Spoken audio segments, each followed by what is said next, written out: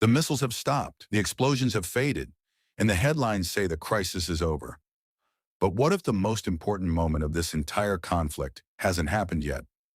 Today, Benjamin Netanyahu is flying to Washington for a private meeting with Donald Trump. To most people, it's just another meeting between two allies. But intelligence officials, diplomats, and military analysts know something very different. Wars don't always end on the battlefield. Sometimes they end with a signature. Sometimes they begin with a handshake. Because behind those closed doors, one decision could determine whether Iran becomes permanently contained, whether the Middle East enters a new era of stability, or whether the world is simply witnessing the calm before an even bigger storm. And here's the question almost nobody is asking. If the United States already bombed Iran, if Israel achieved many of its military objectives, then why is this meeting so urgent? What is still left to decide? The answer isn't obvious. In fact, it has almost nothing to do with the airstrikes you've already seen. It has everything to do with what comes next. Because if history has taught us anything, it's that the decisions made in Washington often reshape the Middle East for years. And by the end of this video, you'll understand the one strategic objective that could explain why this meeting may become the most consequential conversation since the ceasefire. For weeks, the world watched the United States and Iran move closer to a direct confrontation than at any point in recent history. American bombers struck Iranian targets. Iran responded with missile attacks. Military bases across the region went on high alert. Oil markets reacted. Governments prepared for the possibility of a wider regional war. Then almost as suddenly as the crisis escalated, the fighting slowed. A fragile ceasefire emerged. The headlines changed. And for many people, the story seemed finished.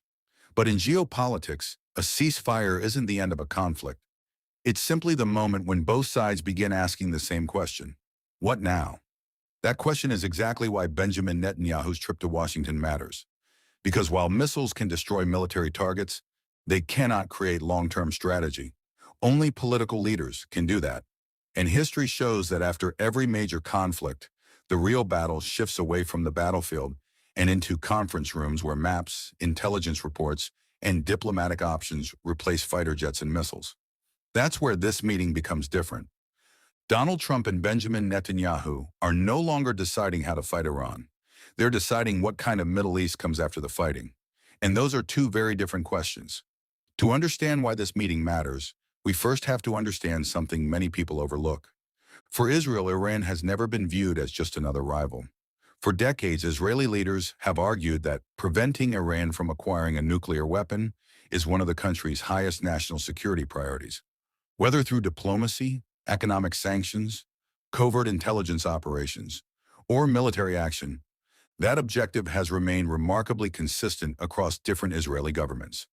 The United States shares many of Israel's concerns, but Washington's priorities are often broader.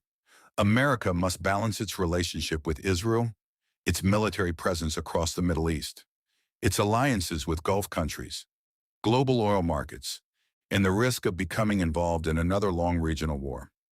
Those priorities don't always point toward the same solution, which means when Trump and Netanyahu sit down together, they're not simply discussing Iran. They're trying to answer several difficult questions at once. Should pressure on Tehran continue? Should diplomacy be given another chance?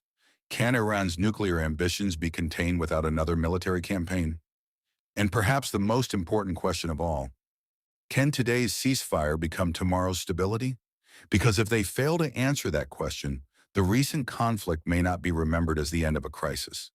It may only be remembered as the first chapter. As Trump and Netanyahu begin their discussions, the future of the Middle East may be narrowing down to three very different paths. Each one carries enormous consequences. Each one would reshape the region in a completely different way. And only one of them is likely to emerge from behind those closed doors. The first possibility is diplomacy, a renewed diplomatic effort. If Washington believes there is still a realistic chance of limiting Iran's nuclear program through negotiations, then this meeting could become the starting point for a new round of talks. That wouldn't mean trust suddenly exists between the United States and Iran. Far from it. But diplomacy has often been used between rivals who deeply distrust each other. For Trump, a successful agreement could prevent another costly military campaign. For Israel, the key question would be whether any deal genuinely prevents Iran from moving closer to a nuclear weapon.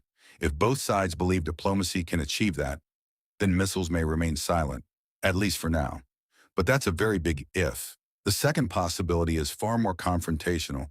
Imagine negotiations collapse before they truly begin.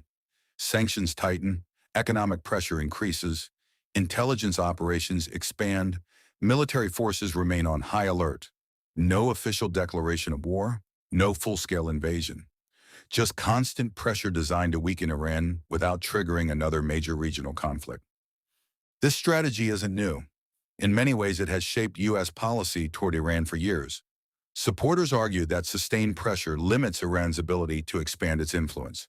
Critics warn that it can also increase the risk of miscalculation, where one mistake, one missile, or one unexpected incident could pull the entire region back into conflict. Then there's the third possibility, and this may be the one receiving the least public attention. Instead of preparing for another war, the United States could focus on strengthening long-term regional deterrence. That means deeper military cooperation with Israel, closer intelligence sharing with Arab partners, more advanced missile defense systems, and stronger security coordination designed to discourage future escalation. The goal wouldn't necessarily be to defeat Iran militarily. It would be to convince Iran that another confrontation would carry unacceptable costs. In other words, preventing the next war before it begins. If that's the strategy being discussed in Washington, then this meeting isn't about ending the last conflict. It's about preventing the next one.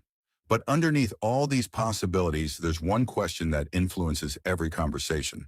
Not just in Washington, not just in Jerusalem, but across capitals throughout the Middle East.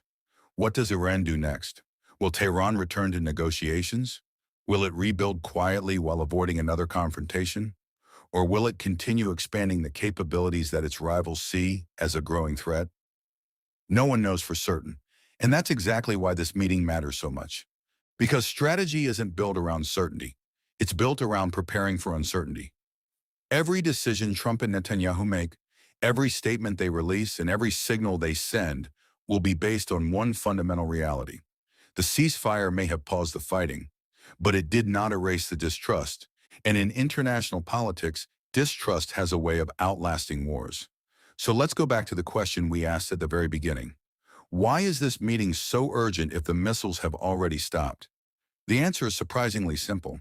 Because military victories don't automatically become political victories. History is full of examples where countries won battles only to lose control of what happened afterward. That is the challenge facing both Donald Trump and Benjamin Netanyahu today. The recent conflict changed the military landscape. Now they have to decide what the political landscape will look like.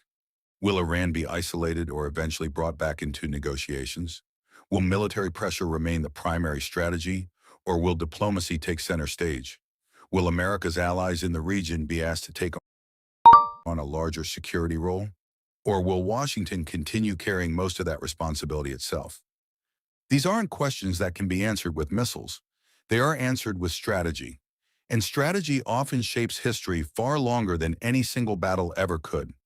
That's why this meeting isn't simply about Iran. It isn't simply about Israel. And it isn't simply about the United States.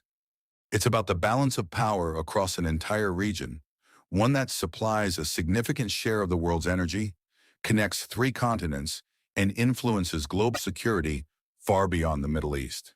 In many ways, this conversation may determine not how the last conflict ends, but how the next decade begins. When Benjamin Netanyahu walked into Washington, most people saw another diplomatic visit, another handshake, another press conference, another headline that would disappear within a few days. But history often looks very different in hindsight. Some of the most consequential decisions in modern geopolitics were never announced with dramatic speeches. They were made quietly, inside conference rooms, far away from television cameras. Whether this meeting produces a breakthrough, a tougher strategy, or simply more unanswered questions, its consequences could shape events for months or even years to come. Because in geopolitics, the most important battles are not always fought by soldiers. Sometimes they're fought by negotiators, sometimes by intelligence agencies, and sometimes by 2 leaders sitting across a table, trying to decide what happens after the guns fall silent. So while the world waits for official statements, The real significance of this meeting may not be found in what Trump or Netanyahu say publicly. It may lie in the decisions they make privately and the direction those decisions push the Middle East from this moment forward. Only time will reveal whether this meeting marked the beginning of lasting stability or merely another pause before history repeats itself. One thing, however, is already clear. The missiles may have stopped, but the real contest for the future of the Middle East has only just begun.